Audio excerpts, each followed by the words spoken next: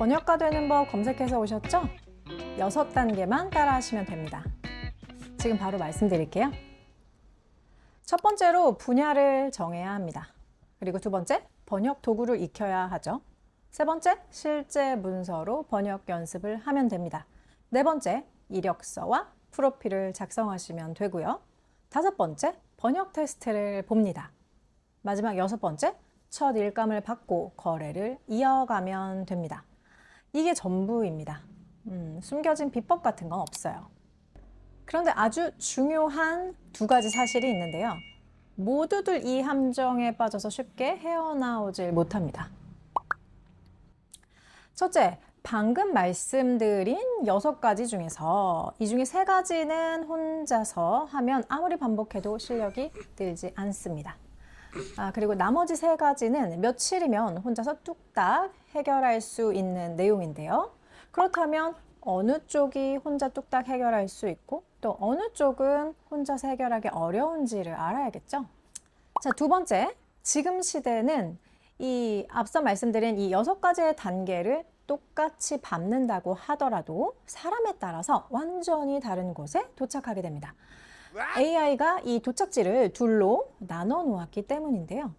한쪽은 번역가의 몸값이 계속 떨어지고 한쪽은 번역가의 몸값이 계속 오릅니다. 이 이야기를 다 해드릴게요. 1단계 전문 분야 정하기, 혼자서 할 수 있음. 많은 분들이 영어 실력부터 올리려고 합니다. 그런데 번역회사는 번역만 잘하는 사람을 찾지는 않아요. 이 분야의 문서를 잘 아는 사람을 찾습니다. 일의 주제가 IT, 마케팅, 의료, 법률, 국방, ESG, 기타 등등 이렇게 굉장히 다양하게 나뉘어져 있고 내가 지원을 할 때 내가 잘하는 분야를 적어줘야 됩니다.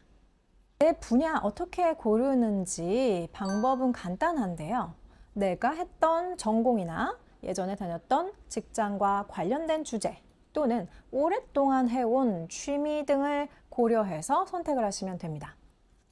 남들보다 내가 이쪽의 용어에 조금 익숙하다 싶은 그 주제를 고르시면 되는데요. 그냥 내가 영어를 잘하니까 아무 주제나 고르면 되겠지? 라고 생각하시는 것이 아니라 내가 잘 알고 있는 주제를 선택해야 합니다. 2단계, 번역 도구 익히기, 혼자서 해결할 수 있음. 자, 캣툴이라고 부르는 프로그램, 이러한 번역 도구를 익히셔야 됩니다. 트라도스나 메모큐, 이런 것들이 대표적인 캣툴이고요. 대부분 체험판을 제공합니다. 실무에서 이걸 쓸 줄 모른다면 일감을 못 받습니다. 아무리 번역을 잘해도 일감 받기 어려워요. 다행히 사용법은 어렵지 않습니다. 6단계 중에서 우리가 해결하기 제일 쉬운 단계라고도 할 수 있습니다. 한 가지의 캣툴만 우선 익혀둔다면 나머지 사용법은 비슷합니다. 3단계, 번역 연습하기, 혼자서 안 됨. 번역 교재의 예문 같은 것들로 연습하는 것이 아니고요. 진짜 일감, 의뢰가 들어올 만한 그런 종류로 번역 연습을 하셔야 됩니다. 회사의 영문 홈페이지나 제품 설명서, 도움말 페이지 또는 전문 문서 같은 것들이 여기에 해당됩니다. 영어 문서를 읽고 이해할 수 있다와 이 영문 내용을 한국어 문서로 만들어내는 일은 아예 다른 일입니다. 독학하는 분들이 이 부분을 많이 착각하고 헷갈려 합니다. 그리고 하나 더 있는데요. 혼자 연습을 하면 내 번역문이 지금 잘된 번역문인지 그렇지 않은지 판단할 방법이 없습니다. 이게 왜 결정적인 문제가 되는지 뒤에서 다시 말씀드릴게요. 4단계, 이력서와 프로필 작성하기, 혼자서 할 수 있음. 번역 이력서는 일반 이력서와는 다릅니다.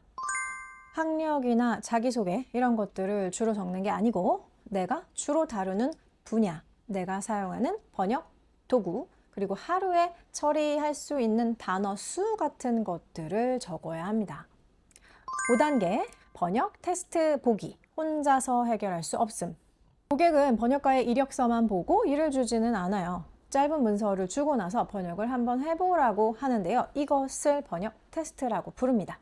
여기에 통과를 해야 추후에 일감을 받을 수 있는 작업자 대기 명단에 올라가게 되는 것입니다.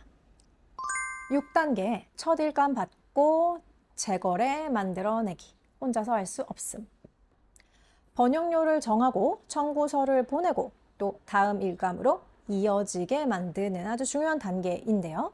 번역가는 주로 한 거래처를 정해서 만들어서 이곳과 반복적으로 일을 하는 그런 구조입니다. 그래서 첫 거래를 어떻게 마무리했느냐에 따라서 다음 일감으로 이어지거나 또는 일감이 끊기거나 이런 것들이 결정됩니다. 혼자서 할 수 없는 세 가지 단계, 왜 안 되는지. 3단계, 5단계, 6단계 이건 혼자서 처리를 할 수가 없습니다. 공통점이 있는데요. 내가 답을 혼자서 알 수가 없고 나 혼자 해결할 수 없다라는 것이 공통점입니다. 3단계를 한번 살펴보면요. 내가 한 번역이 잘된 건지 잘못된 번역인지 어떻게 알 수 있을까요? 내가 만든 번역문은 본인이 보기에는 꽤 괜찮아 보이거든요. 그리고 사람마다 가지고 있는 이 번역 능력의 약점이 다양합니다. 예를 들어서 누군가는 문장을 굉장히 늘어지게 처리를 하는 분 있고 또 다른 분은 원문에 너무 꽉 얽매여서 한국어 표현을 어색하게 처리하는 분 있을 수 있고 또는 어떤 분은 전문 용어를 그때그때 다르게 처리하는 이러한 습관을 가진 분들이 있을 수 있습니다. 다양한 약점이 있을 수 있는데요. 그래서 어떤 공통적인 한 가지의 처방만으로는 이런 다양한 약점을 보완할 수가 없습니다. 그리고 5단계, 얘는 왜 혼자 처리할 수 없냐? 번역 테스트에 떨어지면 고객이 그 이유를 알려줄까요? 아닙니다. 고객은 내가 떨어진 이유를 알려주지 않아요. 그냥 연락이 안 오죠. 그래서 내가 뭘 고쳐야 하는지 모르는 상태에서 다른 회사에 지원하고 또 같은 이유로 떨어지게 됩니다.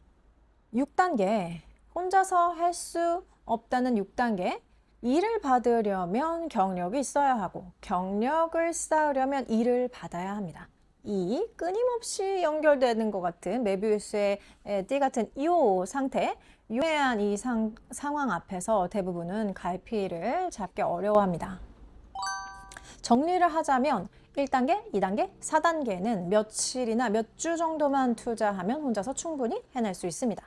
그런데 이 부분은 전체적으로 우리가 준비해야 하는 6단계의 이 전체 내용을 이만한 덩어리로 봤을 때 채 절반도 되지 않는 부분입니다. 그리고 여기에 아주 중요한 변수가 하나 있는데요. AI가 이 일들을 두 가지로 크게 나눠버렸습니다. 요즘은 번역할 문서를 그냥 AI에 넣죠. 회의록이나 계약서, 초안 이런 것들을 넣으면 몇 초면 번역문이 나옵니다. 이런 상황에서 초보가 맡게 되는 일은 AI가 만들어낸 번역을 고치는 작업으로 많이 바뀌었는데요. 회사 입장에서 초보 번역가 여러 명을 고용해서 인간 번역문을 처음부터 만드는 것보다 AI 번역에 검수자 한두 명을 붙여서 수정을 시키는 것이 더 싸고 빠르다라고 판단을 한 것이기 때문에 지금 이렇게 됐는데요. 그래서 이런 일은 이 단가가 계속 떨어집니다. 왜 그러느냐? 계산 방식 때문인데요. 번역료는 원래 계산을 할 때 원문의 단어 분량으로 계산을 합니다. 그런데 초벌 번역이 이미 나와 있는 상태라면 초벌 번역은 이미 되어 있으니 여기서 수정한 만큼만 번역료를 주겠다라는 식으로 계산을 하는 것인데요. 이렇게 되면 문서 전체를 처리하는 게 아니라 내가 고친 분량에 대한 요금만 받게 되는 것이죠. 같은 문서를 놓고 받게 되는 돈의 수준이 절반 정도로 크게 줄어듭니다. 여기서 이상한 점이 있습니다. 번역을 처리해야 되는 일감 전체의 이 분량 자체는 오히려 늘었습니다. 번역이 싸고 빨라지니까 예전에는 번역을 우리도 해봐야지 라고 엄두내지 못하던 그런 분야까지 번역을 하기 시작했습니다. 번역 시장은 커지는데 예전 방식으로 진입할 만한 그런 자리는 줄어드는 상황인 거죠. 그럼 번역가의 몸값이 오르는 쪽은 어디일까요? 첫 번째 갈림길, 누구와 거래하느냐입니다. 번역 단가가 크게 달라지는 첫 번째 갈림길은 바로 이 부분인데요. 내가 국내 시장과 거래를 하는지 해외 시장과 거래를 하는지 여기서 일단 번역료가 크게 차이가 나게 됩니다. 단가가 떨어지는 쪽은 국내 에이전시의 하청을 받는 그런 자리들인데요. 보통은 단가가 이미 정해져 있거나 AI 초벌을 수정하는 그런 작업들을 처리하게 되고 내가 협상할 수 있는 그런 조건이 거의 없습니다. 단가가 유지되거나 오르는 쪽은 해외 고객과 직접 거래를 하는 경우 또는 해외 고객과 거래를 하는 경우인데요. 여기서는 내가 작업 단가를 제시할 수 있는 기회가 훨씬 더 많습니다. 여기서 추가로 더 필요한 것들이 있어요. 번역 실력뿐만 아니라 해외 고객이 나를 찾을 수 있게 나의 프로필을 만드는 것, 그리고 번역료의 청구서를 직접 작성해서 보내야 하는 일, 그리고 고객과 내가 계약서를 작성했을 때 이 계약 조건을 읽을 줄 아는 안목 같은 것들이 추가로 필요하게 됩니다. 번역 이 일을 마치 사업가들이 하는 것처럼 좀 접근한다라는 그런 차이점이 생기게 됩니다. 두 번째 갈림길은 번역 기준을 제시할 수 있느냐 없느냐에 따라서 단가가 크게 차이가 나게 되는데요. 내가 단지 거래처만 바꾼다고 해서 단가가 오르지는 않습니다. 갈림길이 하나 더 있는데요. 번역 품질의 기준을 제시할 수 있느냐, 이게 중요한 기준이 됩니다. 무슨 말이냐면 AI 초벌이 이미 나와 있는 이 상황에서 고객이 사람 번역가에게 이렇게 요청을 합니다. 요 번역문 그대로 써도 되나요? 라는 이런 질문을 하게 된다는 것이죠. 이 질문에 답을 할 수 있으려면 번역가가, 언어 전문가가 기준을 가지고 있어야 합니다. 어떤 용어를 왜 이렇게 번역을 했는지, 그리고 이 문서는 누가 읽게 되는 것인지, 이 표현은 또 왜 안 되는지, 이런 것들을 근거를 대면서 설명할 수 있어야 되는데요. 기준을 제시할 줄 아는 사람은 자신이 작업한 이 작업 내용에 대해서 본인이 스스로 값을 매길 수 있게 됩니다. 반대로 기준이 없고 이건 그냥 좀 부자연스러운데요. 이쪽이 더 자연스럽습니다. 이런 식으로 기준을 제시하게 된다면 결국에는 남이 근거를 제시하면서 세워놓은 이 체계적인 이 기준을 그냥 따라가는 일을 결국 하게 됩니다. 그래서 이런 기준을 그럼 어떻게 세워야 되는 것이냐. 이런 기준을 세울 수 있는 그런 능력은 번역을 많이 처리한다고 저절로 생기는 부분은 아닙니다. 앞서 3단계를 말씀드릴 때 3단계에서 본인이 만든 번역문은 꽤 괜찮아 보인다고 말씀을 드렸죠. 기준이 없는 상태에서 혼자 번역 연습을 하게 되면 본인의 이 습관이 그대로 굳어지게 되는데요. 이 상태로 몇 년 번역을 한다고 하면 제자리일 확률이 높습니다.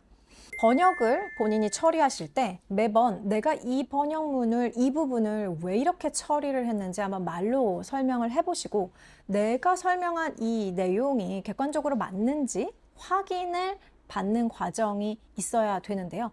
이 부분이 아주 중요한 번역 훈련 과정 중에 하나입니다.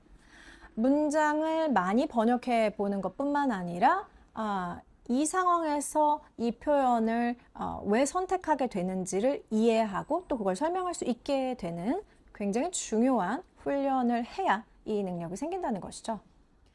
그래서 지금 말씀드린 굉장히 중요한 두 가지 갈림길이 있는데요. 첫 번째, 누구와 거래를 하느냐? 국내 업체냐? 해외 고객이냐? 국내 고객이냐? 해외 고객이냐? 첫 번째 중요한 갈림길입니다.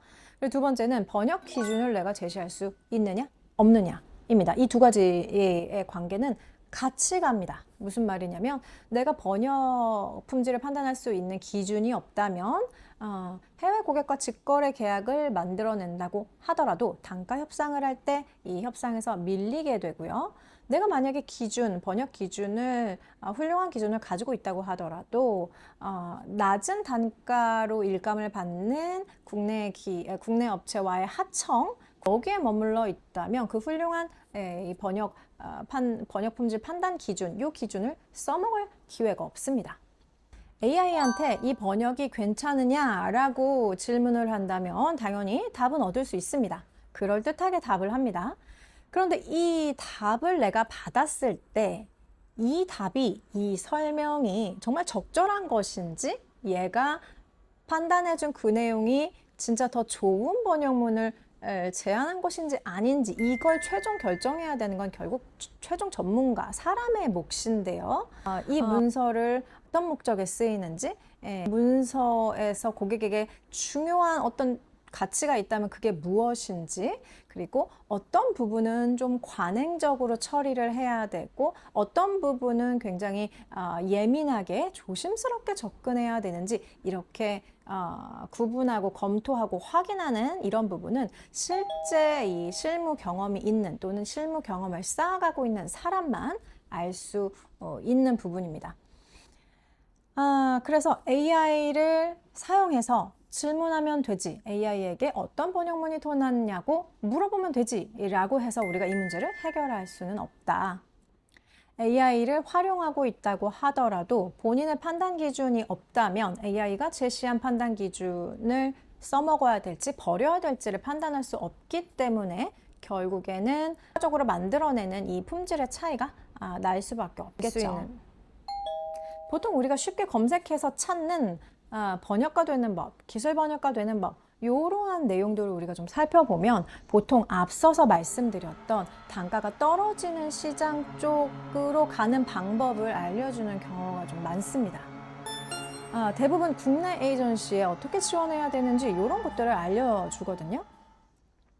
그 내용이 틀린 건 아니지만 지금 단가의 차이가, 그리고 더 좋은 기회를 얻을 수 있는 이러한 차이가 예전보다 훨씬 더 크게 나고 있다라는 걸 우리가 중요하게 기억을 하고 좀 더 지혜로운 방법을 찾아서 시도하는 게 좋을 것 같아요.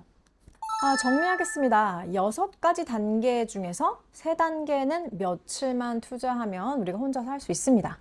그런데 나머지는 혼자서 해결하기에는 좀 어렵습니다. 그리고 지금 번역가가 되는 길은 크게 2갈래로 나뉘어져 있고, 단가의 차이가 나는 갈림길은 아까 2가지 말씀드렸죠. 누구와 거래하느냐, 그리고 2번째는 번역 품질 기준을 제시할 수 있느냐 없느냐라고 말씀을 드렸죠. 아주 중요한 기준점이자 문제는 내가 지금 열심히 준비하느냐가 아니라 제대로 된 방향으로 가고 있느냐를 지금 계속 확인하고 점검하고 있느냐인데요. 열심히 준비하고 실행을 하느라 미처 방향성을 확인하지 못하는 경우가 상당히 많습니다. 다음 영상에서는 해외 고객과 직접 거래하려면 실제로 무엇을 준비해야 하는지 하나씩 다루도록 하겠습니다. 궁금하시면 채널 구독해 주시고요. 영상 설명에 블로그 글을 하나 남겨놓도록 하겠습니다. 블로그 글 내용도 확인하셔서 적용하시면 훨씬 더 많이 도움 되실 것 같아요.